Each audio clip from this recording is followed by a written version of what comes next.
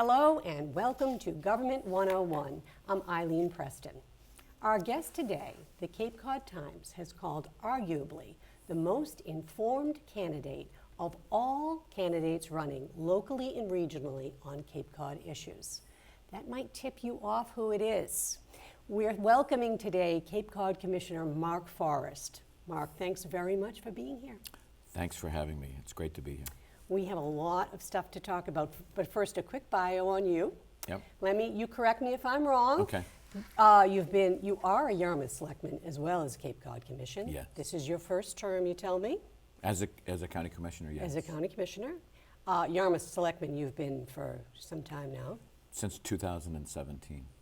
That's a bit of time. Yep. And you have also been a Provincetown town manager, a Brewster town manager. You were an aide for Jerry Studs, and you were also an aide for Bill Delahunt. Correct, yes. I started my career wanting to be the youngest town manager in Massachusetts, and I started off in Provincetown, and I had a wonderful time there. I love local government. It's where the rubber meets the road, and from there, it's just been a blur. Working for two congressmen, working on Capitol Hill, and then trying to retire and slow down a little bit and coming back to Cape Cod. But it's tough slowing down when you've got a place like Cape Cod that's facing so many challenges. So many issues, Yeah. right? Yeah, so let's get to them, shall we? Sure. So, first of all, I wanted to congratulate you because you guys just made a new bond rating, and I wanted to know how you did it. Well, that's a great question. You know, for me as a county commissioner, one of my top priorities, and there are a lot of priorities, but one of my top priorities is to make sure that we have strong financial management. This is generally when in my past life when I was a town manager, this was always my bread and butter. I was always brought into situations where financially the town was in some degree of trouble or having some issues and problems. Which is why Brewster called you in, am I right? Exactly, and that's why I went to Provincetown. So that was one of my first big assignments. That was my first big job, working in the manager's office there, and we had some real challenges in Provincetown. And I came in to help sort of resolve a bunch of audit issues, turn the finances around, get the books in order, and we got the town back in strong financial shape. So when I came into the county, the first thing that we did was we did a financial management review. We brought in the Department of Revenue, we brought in others to do a sort of a top to bottom look at areas where we could strengthen the county's finances. One of the reasons why it's important at the county level to really be focused on this is that the county doesn't generate the kind of revenue that municipalities do or towns do. At the local level in a town, you have property taxes that you can collect, all right? If you need money, if there's an emergency or an issue, you can call a town meeting or put something on the ballot, and you can get resources through the property tax. Whereas the county is limited. Our main revenue sources are assessments on the towns, that's one, and the other one is the deeds excise tax revenue.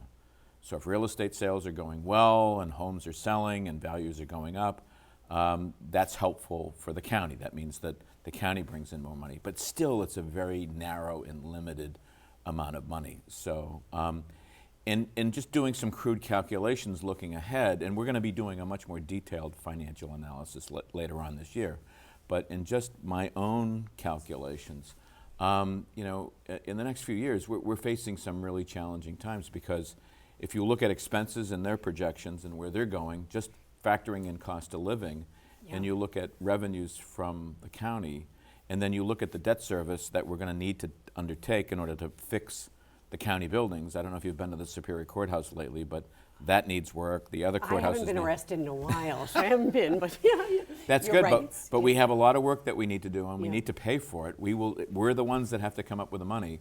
So and you have some long-term things you have to look at, right? So there's retirement funding, PFAS remediation, and capital needs. That's great. You've been staying abreast of all the challenges that we're wrestling with that cost a lot of money. And the reality is we don't have a lot of money to work with, so we have to stretch and pinch every penny. It's incredibly important. So very early on, as soon as I became county commissioner, this was one of our top priorities, was to get on top of the finances. And we've done a great job. We've got a great team. We've got a great group. The department heads have pitched in and helped out. The assembly's been by and large, generally supportive. We've had our moments with them. Well, because they have an interest. They see a lot of areas where they would like to spend money, and it's understandable. We all have priorities, but Kind of typical executive legislative fight a little bit, right? Exactly. Yeah. We've had our differences of opinion, but by and large, we've been able to sort of come up with an agreed upon game plan, and we've been able to get a boost in our bond rating. In fact, the Standard & Poor report is a fairly glowing overview of the work that we've done over the past 4 years. So I take a lot of pride in it. So I'm glad you raised it. I'm glad you brought it up because I think it's very important. Congratulations. It's big, right? So we should say what the bond rating is because I don't think we mentioned that. Well, it's AA, double plus, and we're moving towards the AAA. We're on a track to. We haven't stopped. We're going to keep going. Now here's where it matters. Where this matters a lot, is because if we're borrowing money to fix, let's say, the county courthouse, right, which is an historic, iconic structure, and if we're going to fix that up and it's going to cost us, a good chunk of money, a higher bond rating means that our debt service costs are reduced. Right. So the higher the bond rating, the better the rate you get in the bond market. So, and when you're talking about millions and millions of dollars of improvements, not just on that courthouse, but on some other county buildings, then those are real dollars, real savings that we can use and apply to some big projects, some big expenditures. We haven't figured out yet the long-term game plan for remediating PFAS, this pollution, this emerging contaminant that needs real attention. It's become a serious national problem. Just to remind people, that's from the fire. It's from the Fire Training Academy. So Cape Fire Departments would come to an area in the central part of the Cape, land that was once owned by the town of Barnstable, but was eventually taken over by the county, and it became a venue for firefighters to come in and train. And individual towns would bring their firefighters there. They'd bring their own foam, their own equipment, and they'd practice on the site. And that foam has contaminated. Now right. you have to clean it up. Exactly. So that's a liability that we share with the towns. We've been taking the lead in responding to it, but at some point we're going to have to find some additional funds, in the out years in order to finish the cleanup. Yeah, that's expensive. But we're going to be able to start it and get it going. So still on finances, Yes. the voters are going to get a Question 6 in the county, and I just wanted to read it. It's pretty dry, so I think some voters, their eyes are going to glaze over when they see it in the election this year. But so it says, do you approve of the amendments to the Barnstable County Charter summarized below? Summary. The revisions to the Barnstable County Charter proposed by the Assembly of Delegates amend the fiscal provisions of the Charter to codify the Assembly of Delegates Standing Committee on Finance and define its powers and duties, expressly authorize the Assembly of Delegates to increase, decrease, add, or omit items to the annual budget proposed by the Board of Regional Commissioners, expressly authorize submission of supplemental budget requests by the Board of Regional Commissioners, and expressly authorize any member of the Assembly of Delegates or the Board of Regional Commissioners to introduce a request for a supplemental appropriation ordinance after the adoption of the county's fiscal year operating budget, while requiring those ordinances to provide the specific means for defraying the appropriations therein contained. Thank you for letting me read that, because I think I glazed over when I read that. So talk me through, why do we need this? Why are we codifying something I would have assumed was already there? Well, I don't support this question because I do believe that with all the work that we've done in getting our bond rating strengthened and improved, I think this has the potential to weaken our bond rating, to take us in the other direction. Why? Why? Because what it does is they're looking to change the balance of power in the budgetary process. I think, quite frankly, this is a question that really should be looked at in a charter review process. Okay. So over the years, in the past, when there's been a desire on the part of the Assembly or members of the Assembly and the commissioners to make a change, these measures have gone to what we call a charter review committee. Right. And this is a special commission or committee that's set up that brings in stakeholders from the towns and other parties, including our finance team and even the commissioners. We all get to the table and we review all sorts of proposals for fixing and improving the charter. This proposal did not go through that process at all. It did not go through the normal charter review process. And that's basically the fundamental issue with this, is that we don't really fully understand what the consequences are. And our county legal counsel looked at it and recommended that it go through that process. But for whatever reasons, the Assembly decided to just put it straight on the ballot. So this needs a little bit more discussion. It needs a lot more deliberation. It needs a lot more review. And I think the voters really need to better understand what the consequences of it are. Okay, so this was brought by the Assembly of Delegates as Standing Finance Committee. Yeah, that's exactly it. The county commissioners did not do this. This would be the first time in my memory, in many years of working with county government, where the commissioners and the Assembly have been at odds on a particular ballot question. So they're pushing this. They want this. I think one of the other flaws in this question is it doesn't tell you specifically what's being changed. All right? All it is it's an explanation of what they're doing, but they don't tell you in this ballot question what exactly they're doing. Typically in a ballot question like this, you would say, would you approve changing Chapter 9, Section 2 to read as follows? Okay. And then there would be an explanation with it. All you're getting with this is someone's explanation for what it is they're trying to do. But in this ballot question, no one's explaining to the voter what exactly it is in the charter that is being done. So I think that's an excellent point, because, and that's actually why I wanted to ask you the question, because typically in your voter ballot book that you get from the town clerk, it says yes or no, and this is hard to research and figure out where do you stand. I think it's impossible for the voter to actually do their own research and come to some understanding as to what exactly it is that's being proposed here. I would prefer a ballot question that was written with some detail in terms of the chapters and the sections in the charter that are being changed and revised, with then a follow-up sort of written in English explanation as to what the changes are. I think the voters are entitled to that. The charter is really a voter document. The charter is the document embraced by the people of Cape Cod that gives us power to govern. Right. So it outlines our powers, and if we're not going to explain to the voters the specific provisions of the charter that is really an expression of their conveyance of power to county officials, I think that's a big mistake to not put that information in there. So I think there are a lot of shortcomings with it. I would just recommend that people vote no, and then insist on it really being discussed in the context of a charter review. Yeah. Okay. It's long overdue. So I should probably move right to the Falmouth issues, because that's big. So we have 40% of the coastal waters that need to the coastal ponds, I should say, that need to be cleaned up as far as Mass DEP is concerned. Here in Falmouth, we have 14 ponds, coastal ponds. So we obviously have sewer issues. I want you to talk about what you think about how we're going to clean this up. This is going to be super expensive. They're talking about making people get IA septic tanks. What's the county doing with this? Well, I would say probably this is the biggest financial challenge that we've probably faced in history. It's both financial and environmental.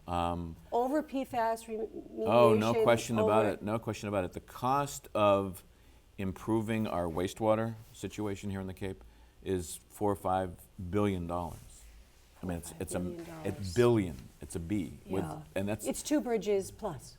Exactly. Okay. Exactly. So, tackling wastewater is difficult. Now, each town has been putting together and has adopted a comprehensive wastewater management plan. Yes. And so Falmouth has theirs. Falmouth has a number of watersheds. What we've done is in each of these plans, we've delineated watersheds, areas that can be the focus of specific management measures. Right. And these are areas that contribute to coastal ponds and waterways that are essentially impaired, need to be improved. And so each of these watersheds, there's a plan, there's a game plan for improving them. And when you add up the cost of fixing all the watersheds in Falmouth, you're looking at well over $1 billion. Cape-wide, we're looking at close to $5-6 billion. So it's a lot of money. Yeah, huge. So. And what are we doing at the county? Well, we're doing a lot of things. First of all, we're very involved in advocating for more federal and state money. All right, we need more help from the federal and state government. Other parts of the country, the feds and the state have helped to the tune of 50%. We're not quite there yet. So we need the state and the feds to step up. And we should be treated at least as equally as other communities in Massachusetts, I would argue. So, and when we all developed our regional, our individual and regional wastewater management plans, the assumption was is that the feds and the state would be in it to contribute at least half our total cost. So it's still a significant amount of money. So we've been advocating for more federal and state funds to come here. We've been working to fine-tune the Cape and Islands Water Protection Fund, which is revenue derived from the Airbnb tax, put in a bucket of money that the towns can draw on to pay for some of their projects. It doesn't pay for everything, but it pays for a portion of an individual town's wastewater improvement program. And then at the county level, we have created or rebranded a loan program called AquaFund. That's right. And that fund will provide assistance to homeowners to either tie into a sewer, or if they're not in an area of their community which will be sewered but is reliant on an innovative alternative septic system. These are the newer systems that are being developed, the IAs as you call them. These are being developed to essentially remove nutrients and take a much higher level of treatment on an individual home basis. So these treatment plants, we've been field testing and pilot testing, many of them out at the county's septic system test center, which is located at Joint Base Cape Cod. Right. So we have a great partnership with the military in which we take wastewater from on base and then we send it to a test bed, and then we test individual systems to see, with innovative technologies, to see if we can perfect new ways to treat septic system waste. And we've made some real progress. In fact, we've made so much progress. The state is giving us funding to expand our septic system test center. Yeah. We're going to call it the Clean Water Center. Oh, okay. We're going to have more companies, we're going to have more technologies, we're going to do more innovation in this space. So because the Cape has been targeted as a region of real attention here in Massachusetts, and it's an area of significant need, the state is assisting us in our efforts to expand our test centers so that we can test and develop more technologies. We can train people on how to build these systems and operate these systems for homeowners, and help communities look at other ways. The topic of urine diversion has been a constant topic of discussion here in the town of Falmouth, and the pilot program here in Falmouth. Exactly, yes. And the county's heavily involved in helping design and pilot that. It's really, really so important. I'm glad to hear you say you're putting so much into it and that the center is getting expanded. I listen to the water quality management people, they're working so hard. Not all the IAs are get all the TMDL out, so yeah, this is right. huge. And the other thing is you may have a septic system that, an IA system that works well in one area with certain soil conditions, but it may not necessarily work as well in a different area. Yeah. All right? Yeah, there are a lot of spokes to this wheel. You bet. Okay. There are a lot of things to look at. Also, Falmouth is concerned about composting, and I guess we'll move to the Joint Base Regional Composting site that you guys are starting. I'm glad you brought this up. One of the things that's fascinating is that here in the Upper Cape, and especially in Falmouth, we have so many committees and individuals that are and they're with committees with very talented people, yes, with significant skill sets that are of incredible value to the towns, helping us figure out ways to reduce the waste stream. All right. So shout out to Alan Robinson, right? Exactly. Shout out to Alan and his committee. They've done a great job, and they're obviously providing leadership here in Falmouth, but they're also helping us figure out a way to work together with other towns on the Cape so that perhaps we can do something on a regional basis and locate it out at Joint Base Cape Cod, which is where we're already doing solid waste management. So the idea would be to find ways we can partner with our military friends and figure out a way to essentially do composting and more recycling there. Yeah, I heard the Brigadier General the other day report to the Select Board that they had found a spot, they think, which would be great for the composting site. So yeah, that'll be great. It is. I mean, there's tremendous potential in this area. Now, the question you might ask is, well, why is it a big deal to reduce the waste stream? And my argument would be, the cost of managing waste and disposing of waste is going up. Yes. All right, so if And food is so heavy in trash that Exactly. it brings the price up. Right, and so there's been this particular focus here in the Commonwealth of Massachusetts to target food waste, to make sure that from what I understand, studies have proven that or shown that 30% of the waste, is food waste. That's right, yeah. And if we get our handle on that, we can really bring a significant reduction in solid waste costs. So the costs are going up. One way to fight that and to deal with that is to do a better job at getting food waste out of the waste stream and finding better ways of disposing it. And the fact of the matter is, food waste is important from a composting point of view. You can actually, recycle it in so many ways. When I was a kid, there was a man who used to come around and collect that. We had do you remember that? Yes. Like, whatever, that's such a great idea, but no. Progress, I guess, Yeah, right? yeah, Progress, right. exactly. Okay, so that brings us to the Joint Base. Yes. And I need a gun range update, please. Where are we now? The gun range. September 30th was a big day. The end of September will be the end of this fiscal year. Before the fiscal year expires, the Guard has to make a decision on awarding a bid to actually build, not the entire range, but to build a portion of it, a significant portion of it. And we've done a program on the range in depth, previously, and I won't bore people with the details, but other than to say that a decision is expected soon. Now, over the past week and a half, and actually several months, the county commissioners, but citizens groups, residents, and environmental groups all across the Cape have been weighing in, urging Governor Healy to step in, because it seems that this project is still on a track to happen in spite of all of the criticisms and the concern and the opposition. The county commissioners we've hired a special counsel, special law firm that has specific expertise in this area, and they've been involved in litigation before in this area, and they've been very successful. We've had them look at this case, look at the situation. They've identified a series of flaws and problems with the proposal, and many of them procedural. Right. One of the procedural issues is that this land is conservation land. All right, it's not military land, although the Guard uses it.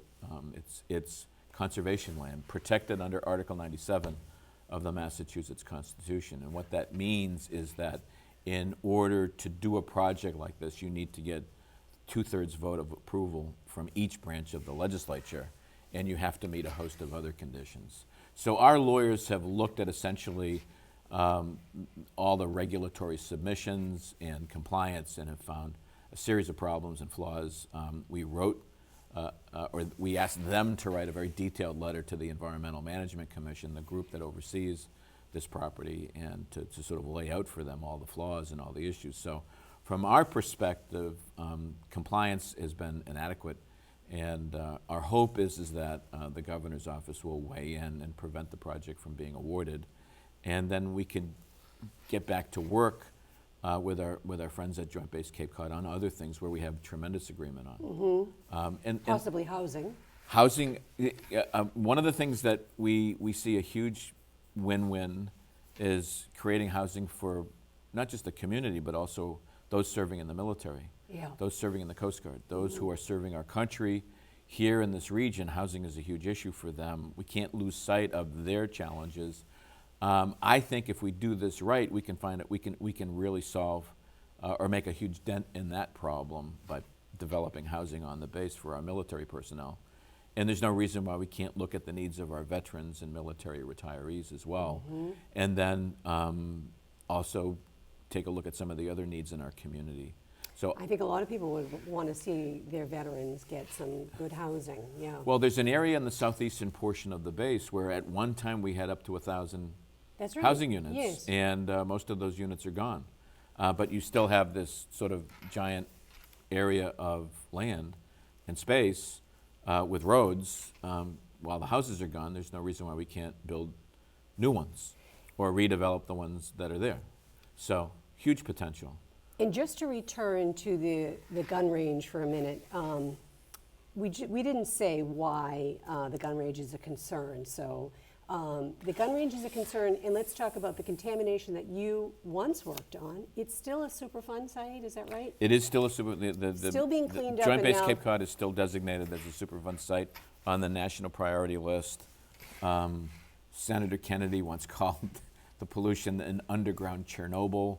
That was his reaction when it was placed on the Superfund site. I think we've made real progress, So and I have to give the Air Force and the Defense Department tremendous credit. They've done some great work in terms of the cleanup. There's still more work that needs to be done. In fact, we're identifying now plumes of PFAS, these firefighter foams. Yeah. We actually have some fairly significant plumes of PFAS that are emanating from the base that are causing some real problems. So, just when you think you're making huge progress, we're able to detect other contaminants, and we have other challenges ahead of us. But the reason why the machine gun range has become so controversial is it's located on this conservation land Sagamore that Lands. we refer to as the Upper Cape Water Supply Reserve. And this area happens to be at our underground drinking water supply. So all of the wells that we have in Falmouth and in Sandwich, Bourne, and Mashpee, all of those public water supply wells, the drinking water wells, their watersheds, the area contributing to that water supply, that drinking water supply, it all comes from the base or the Upper Cape Water Supply Reserve, which is where smack dab in the middle is where they want to put a machine gun range. Yeah. And the Environmental Protection Agency said that it would put at risk our water supplies. Now, some have argued that the argument over whether or not it would contaminate is a different argument. The thing that we need to focus on is the element of risk. All right. No one in EPA has made the argument that it would definitely contaminate, Right. but the risk of contamination is Right. high enough to warrant them to advise against it. That is what the report said. That's what yes. exactly, Yeah, and that's what yeah. the county report said. So we've had experts at the county, we've had experts within EPA all look at this and basically say that the risk is too high.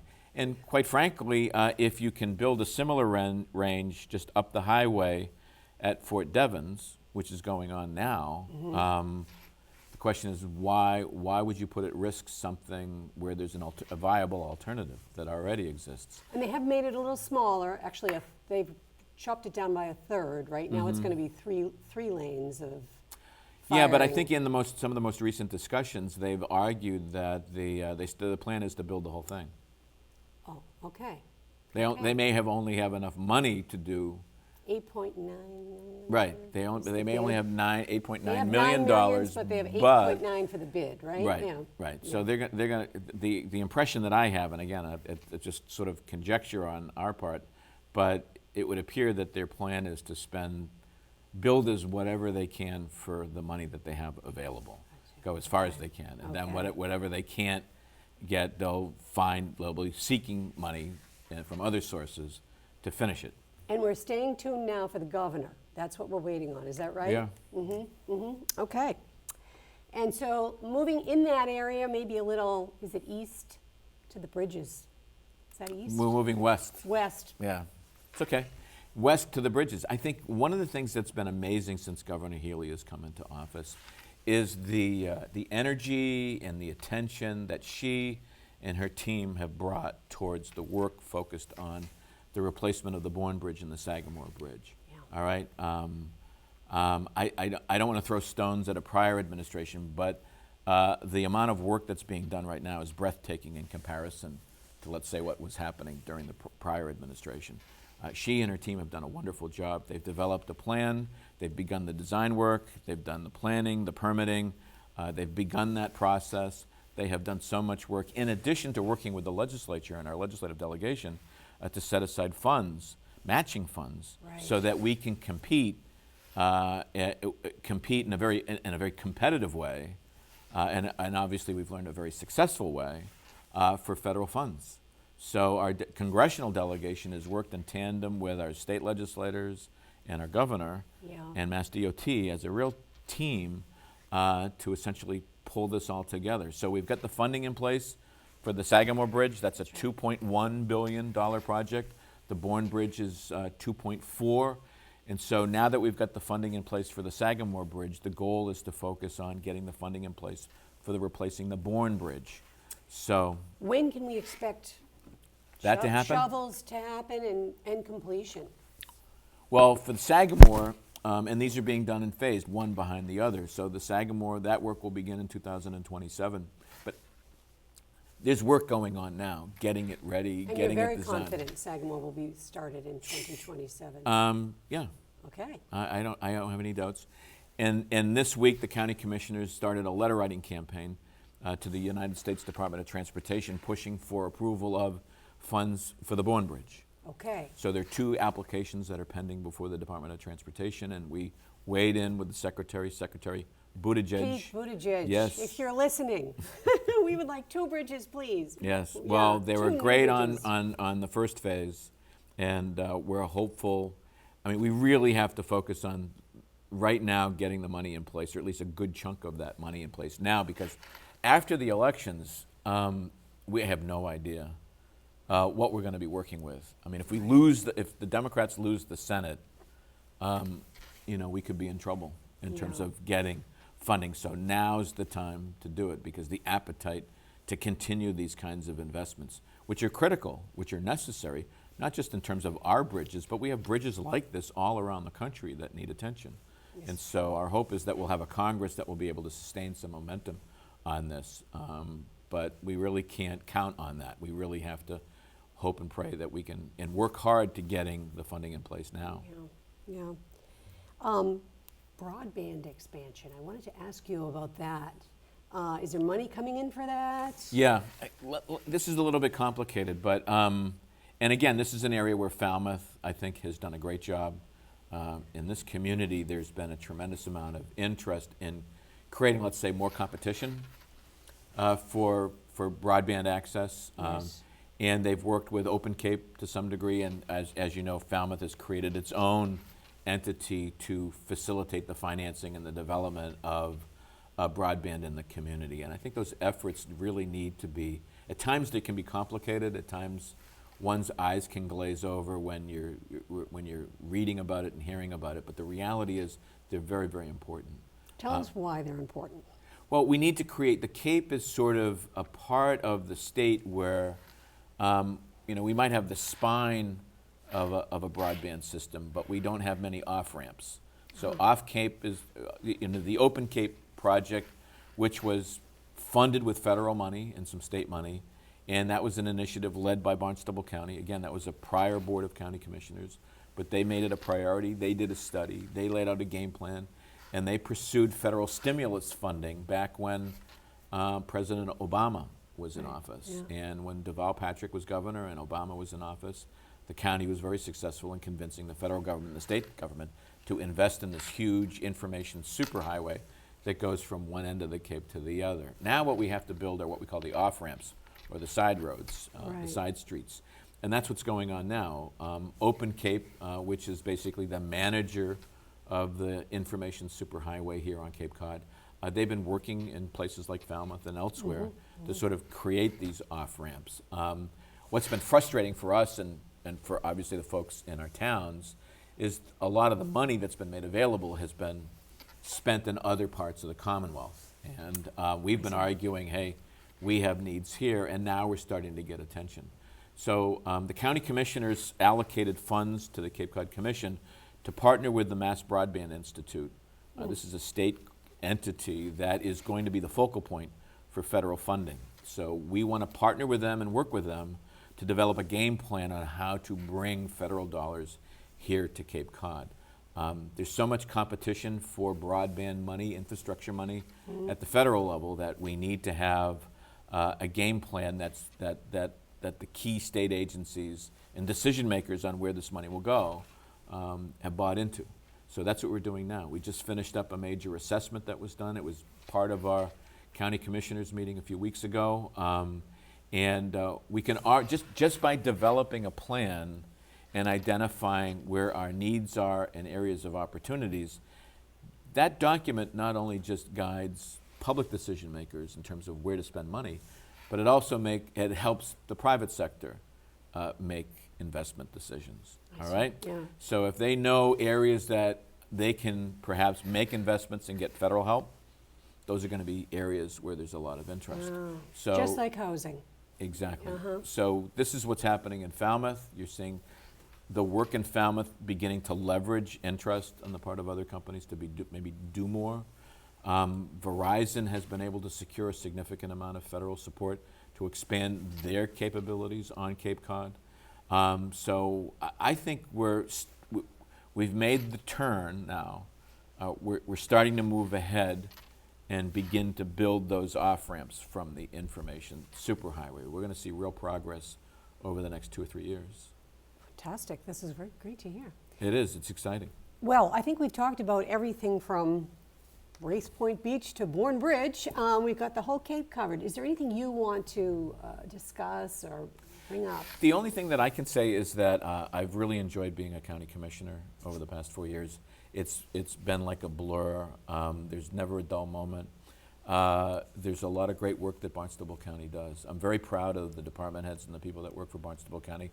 They care deeply about the people of Cape Cod, and they really go to work every day trying to figure out a way to make things better for the people here of Cape Cod. And I'm just proud to be able to serve not just the people, but also the department heads and the people that work for Barnstable County. I'm very proud of them and the work that they do.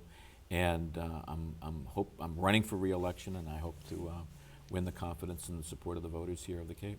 Okay. And in your free time, you're teaching at Cape Cod Community College, right? Yes, You're yes. International relations and government relations? And it's getting busy at the college. I love it. Yeah. More students. Student enrollment has gone up. Yeah. And I would encourage anybody who might be watching who's interested in maybe thinking about going back to college and finishing up and getting their degree to, It's free. It's free. Now's the time to do it. So don't waste a minute. Really. What a country. Yeah, It is. It's great. Fantastic, yeah. So, and you're fantastic. Thanks very much for all the energy and the work you put into so many things. It's pretty amazing. That's great. And thank you very much for watching, and see you next time on Government 101.